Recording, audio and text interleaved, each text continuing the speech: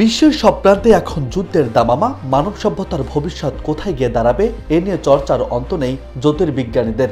সাম্প্রতিক মাসগুলোতে প্রয়াত বিখ্যাত ফরাসি জ্যোতিষী নস্ট্রাডামুস ও বুলগেরীয় জ্যোতিষী ভেঞ্জেলিয়া পন্দেভা ও গুস্তেরভা বাবা ভাঙ্গার করা ভবিষ্যৎবাণী ফের আলোচনার কেন্দ্রে।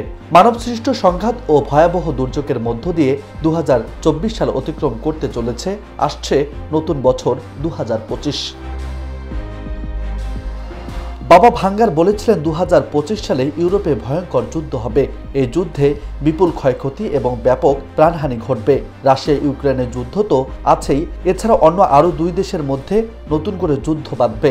নস্ট্রাডামুসের ভবিষ্যৎবাণী হচ্ছে ইউরোপের ভবিষ্যৎ অন্ধকার। ভয়ঙ্কর যুদ্ধ থেকে প্রাচীনকালের মতো আবারও প্লেগ ছড়িয়ে পড়বে, অনেক মানুষ মারা যাবে। এই জ্যোতিষীর মতে 2025 সাল থেকে 18 বছরের মধ্যে অর্থাৎ 2043 সালে গোটা ইউরোপ জয় করবে মুসলিম রাষ্ট্রগুলো। শুধু তাই নয়, আগামী বছরে পৃথিবীতে শুরু হবে এলিয়েনদের আনাগোনা। তারপরে 2076 সালে গোটা বিশ্বে প্রতিষ্ঠিত হবে কমিউনিস্ট শাসন। ব্রাজিলের আগ্নেয়গিরি জেগে ওঠা, ভয়ঙ্কর বন্যার মতো প্রাকৃতিক বিপর্যয়েরও ভবিষ্যৎবাণী করেছেন তারা।